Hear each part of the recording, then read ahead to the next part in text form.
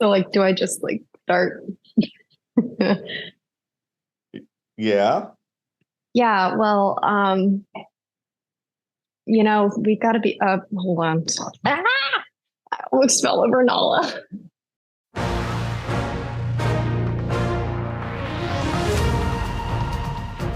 All right. Well, our podcast team has been decimated by meetings and migraines and everything else. So it's just me and Raquel here to kick us off today. Guess what, Michelle? I'm doing the intro this time, so I guess I am a host. Raquel, do you want to tell the folks who we have on today? Thanks, Jack.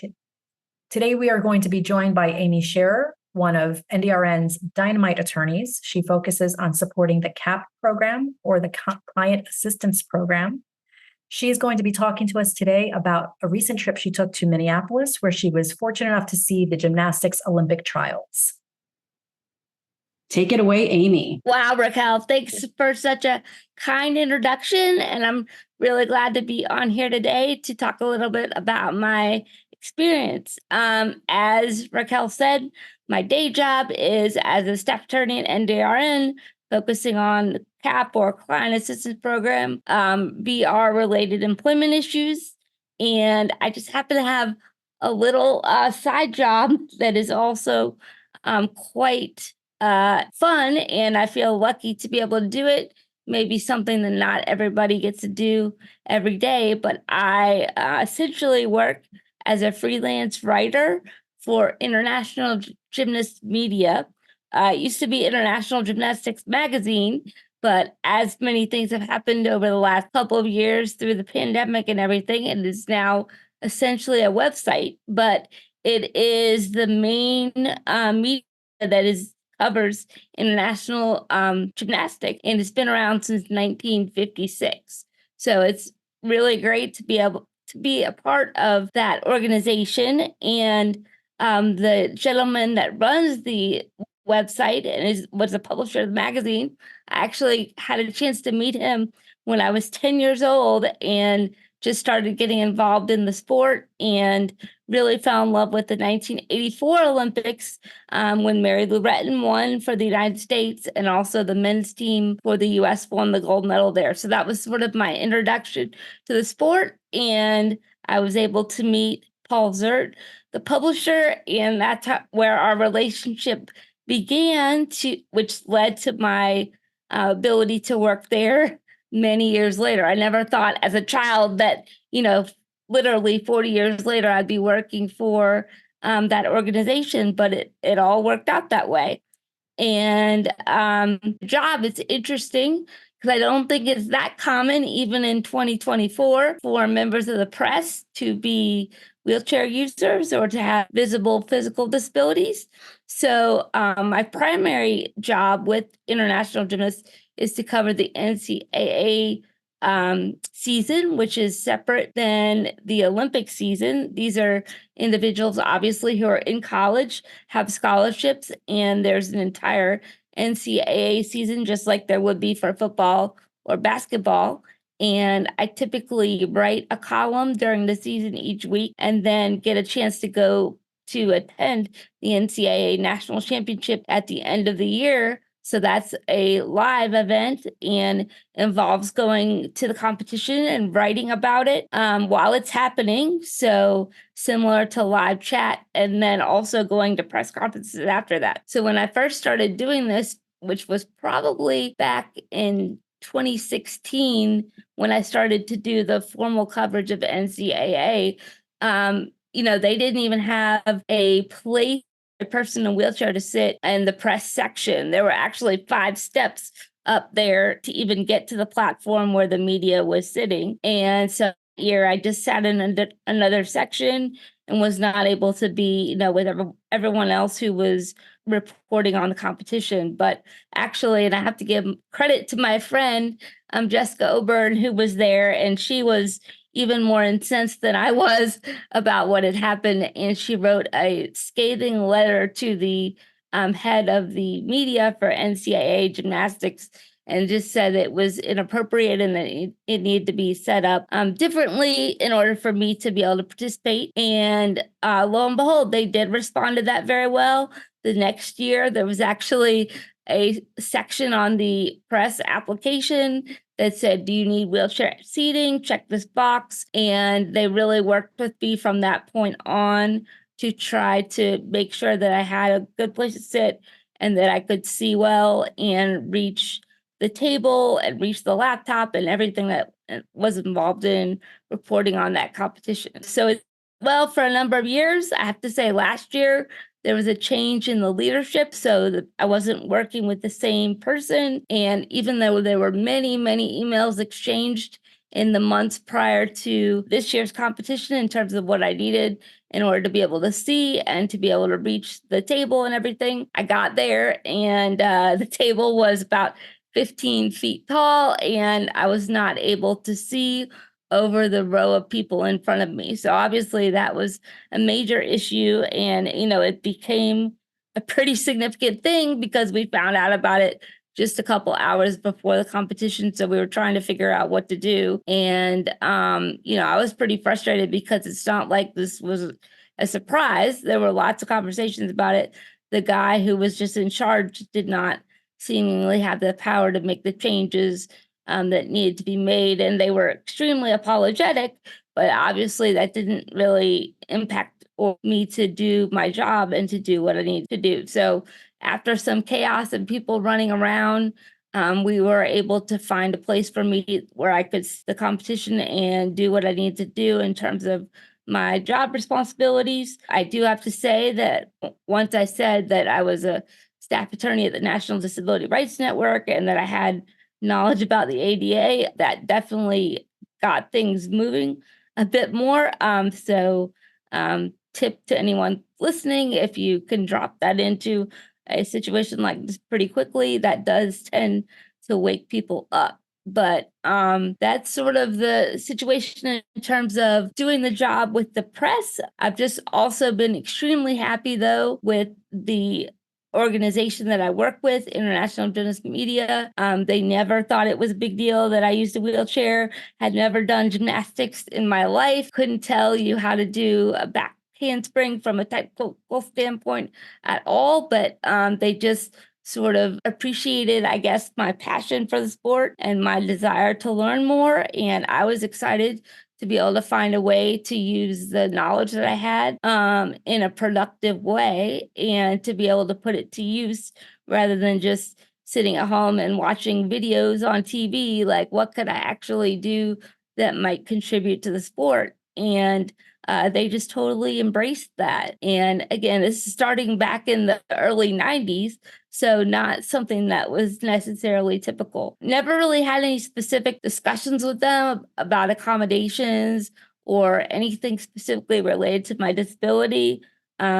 We just made it work. And I think it was a good example too of, for a while there, most of the interaction I had was through email or through the phone. But then when we started to be able to meet at different competitions, spend more time together, have meals together, I think, they kind of got a better view of what my disability was and that, there were more things to be considered beyond just the fact that I use a wheelchair. My motor coordination is also somewhat limited. And so that affects typing, which was part of the job that I was doing. But again, as I got to know them better, like that just all kind of happened naturally. And it was never a big deal to figure out how to make it work. So I just think that's a great example because sometimes people think when you request accommodations, it has to be this really formal adversarial thing. And sometimes that is needed. But other times, especially when it's just more of a side job like this, it just happened more naturally as I got to know them and we just figured out, what was going to work best for me. So I think that's probably the end of the job part of the discussion. Did anybody have? So the second part would be, again, the most recent trip, as Raquel mentioned, to the Olympic trials for gymnastics in Minneapolis, Minnesota, and I am not able to travel independently. So I was lucky enough to bring along Raquel, who was travel assistant extraordinaire, and we had never traveled together. So I think it was a learning experience in a lot of ways for both of us, but it also just showed that things don't always go as smoothly as you hope they're going to. One thing is I use a power chair most of the time in my day-to-day life, and then but I have never taken a power chair on an airplane for a trip because there's just so many variables there. And if one thing gets broken, then you get to the other end to start your trip when you land, and you don't have a working mobility device. So it does definitely make it easier or less likely for a chair to be broken if you have a manual chair, especially if you take all the pieces off of the chair, which is what I would recommend. So I'm assuming most people listening to this probably know this already, but you would want to take off the back cushions, the seat cushions, the footrests, basically anything that is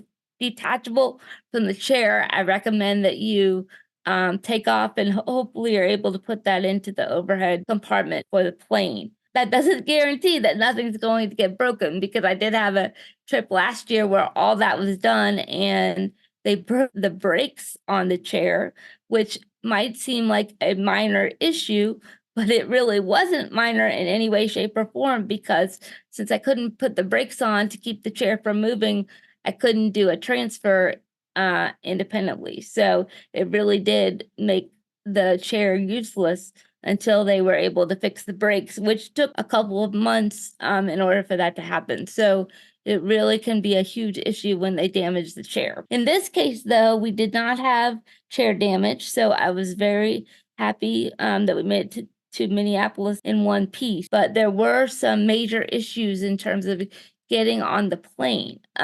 Typically, if you need assistance as a result of a disability to get on the plane, you can indicate that on the plane reservation and say that you need help with transferring in order to get onto the seat. And in most cases, there's an aisle chair, which is a more narrow chair that is the width of the airplane aisle. So that allows a person who's not able to walk to get to the seat of the airplane. And so that involves a couple of different transfers, though. You need to be able to get from your own personal wheelchair onto the aisle chair, and then from the aisle chair onto the airplane seat. And all this was very well spelled out in the reservation, that I was going to need help to do that.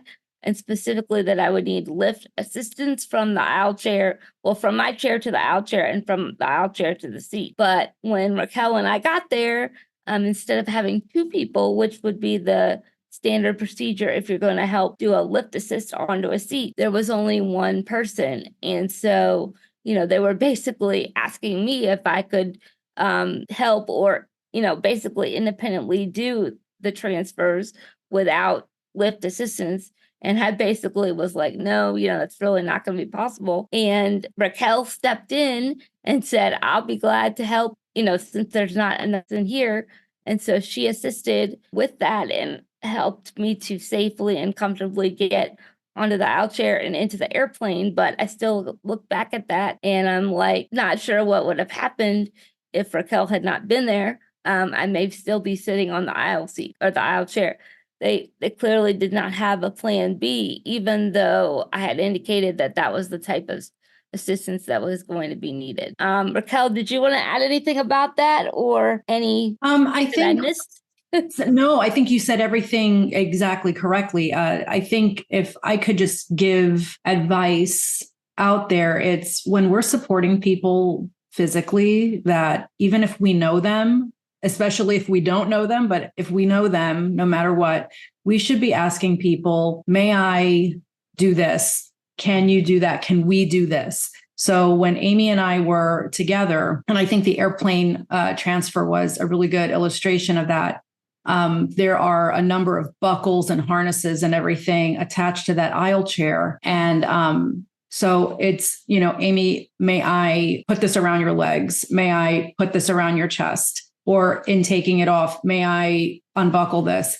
Can you put your arms around my neck and I will hold you underneath your knees so that I can support you in the transfer? I think that communication is critical, not only for safety, but also just for permission and consent. I don't think anybody likes to be touched without knowing or without it being okay with it. And so that's something that I am very firmly an advocate of. And so I think Amy and I had a really good exchange when we were together. And I think that's really good example of where that communication was loud and clear. I think that's such an excellent point. I'm so glad that you said that. And to that end too, it happened on both ends of travel. So both when we were going DC to Minneapolis and then Minneapolis back to DC, there were issues with the transfers on the plane, same issue in both with not having the correct staff set up to provide the assistance that I had requested, and Raquel having to step in there. And as she said, it did get quite uncomfortable on the second leg of the trip with the gentleman that was trying to attach the seatbelts so that I would not fall out of the aisle chair, which is kind of an easy thing to do if you don't have a lot of stable balance abilities, because the chair is so narrow, there aren't armrests. And so in a lot of ways, the only thing that in my case was probably keeping me from falling over or out of the chair were the seatbelts. But to Raquel's point, the gentleman was not very clear about what he was doing or where the seatbelts were going to go.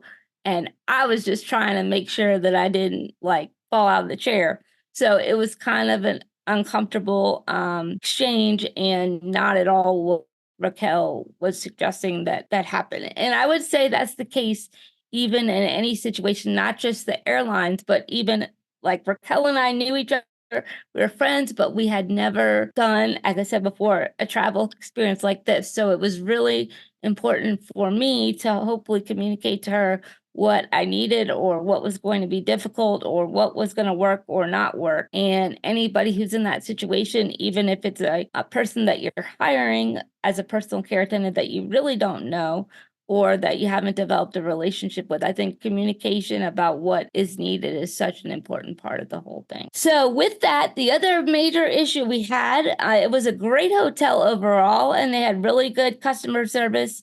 We had really good experience with the hotel staff, the restaurant staff, even the bartender at the bar that we went to several times got to know us and knew we were coming and everything like that. But there was one major hotel issue, and that was with the hotel bathroom. And it was a roll-in shower, so not a tub, which is what I typically request, because the transfers to the tub onto the shower chair are much more difficult. I was really glad that the roll-in shower was available, because again, sometimes that can happen too. You request a roll-in shower and you get there and all they have is a tub. And that's not necessarily, depending upon what your physical capabilities are, an easy transition to make. But in this case, didn't have to worry about that. We had the roll-in shower, and it was really a great setup in a lot of ways. A nice big space, a nice threshold on the shower so that the water didn't go everywhere, which can happen with a roll-in shower setup. However, there were grab bars on the walls of the shower, which is fantastic. And was a shower bench attached to the wall, which is also usually really good.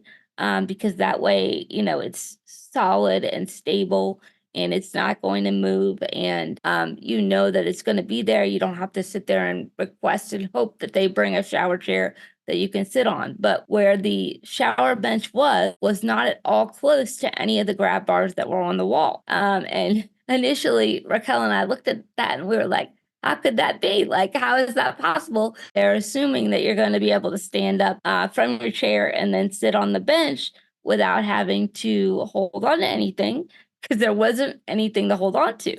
So we were pretty perplexed, and we knew that that wasn't going to be easy for me to just go from the chair to the bench without any additional support. And we didn't want to end up on the floor of the shower. So we had to really be creative and figure out a way to do it without having to do the transfer. And we got really creative. I've never really tried to do it this way, but we decided that it was probably better if I just stayed in my chair rather than trying to transfer. Now, obviously, a manual wheelchair is not designed to be prepared for a full shower. They actually have shower wheelchairs that are designed for that, but it was a situation we were in, so we had to make it work. We ended up taking everything off of the chair again, didn't have a back support, didn't have a cushion that I was sitting on. We just put a towel down, but we were trying to make sure that nothing that would be damaged by getting wet was on the chair. So basically took everything off that we possibly could and did it that way. Just literally rolled my chair into the shower because there was no way to get onto the bench. And it worked. It definitely worked. It worked better than I think we thought it would. And everything did dry pretty quickly, so there was no damage done to the chair. But honestly, we should never really have been in that situation of having to make that decision, because all they needed to do was have a grab bar on the wall nearest the bench, and everything would have worked much better. So, but that's sort of been my experience with hotel rooms in general. Even when you say accessible hotel room, request roll-in shower, the setups are all very different. They may be specifically meeting the letter of the law, but clearly not looking at, would this work from a functional standpoint if you're not able to stand up or transfer independently. And so I would just throw that out there for those that might not know that. And I think that pretty much encapsulates the experience that I wanted to share, unless there are other questions or comments from Raquel. I think the only thing I would add is the height of the bed. Yes. The fact that there's only one bed. So it's a good thing Amy and I are friends, because we had a slumber party. Very true. Yeah. And I think unfortunately that does seem, and didn't mean to definitely jump back in there, Raquel, if you want, but I think that has been pretty indicative of my experience. As soon as you request an wheelchair accessible hotel room, 9 times out of 10, it is a 1-bed situation. And I've always found that really interesting, because logically it would seem that maybe if you had a wheelchair accessible room, maybe you would have somebody with you that would be providing assistance, and you are not necessarily romantically involved in that with that person. So it is kind of that 1 bed does seem to be the standard, and the beds do tend to be very high.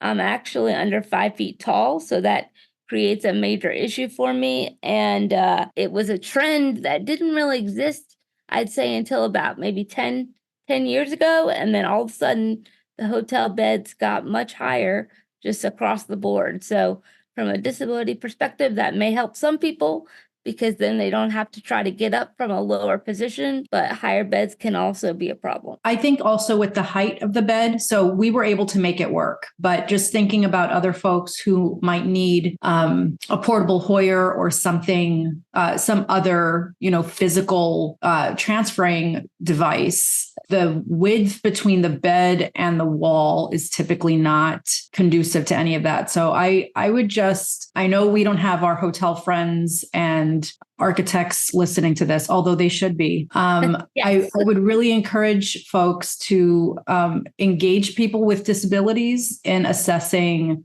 their proposed rooms when they are sketching them out, and that they actually navigate the space when there's a mock-up of the space being built. It's just, like I said, Amy and I were able to make it work. I've done lots of travel with lots of people with varying disabilities, and so I'm used to this, but I would also say that even with being used to it, you never know what you're going to encounter on the other side of the door. So I think it's just really important that we are vocal about what the needs are and how those things could be remedied, and that we are also very careful with our bodies and the bodies of the people who we are supporting, because nobody needs to get hurt. I couldn't have said that any better. So I think that might be it as far as our story. And we'd like to congratulate Amy on being the most frequent guest on National Disability Radio. This is appearance number 4. So thank you, Amy, for joining us throughout the years. Woohoo! Thank you. I'm really glad to join, and if there's ever anything I can do to help in the future, I'll be glad to come back. Amy, one more appearance and we can induct you into the 5-timers club like SNL. Wow, that'd be amazing. Jack, you know how we've been having office temperature issues? Yeah. So when it gets cold in the wintertime, you might need to be careful about leaving your windows open because you might end up freezing your computer. Windows open, freezing. That was probably terrible. I'm like, maybe we should do an encore joke. That was pretty bad. That was like the worst joke ever. I can't believe Michelle was not here to get it. Like Windows, freezing, computer.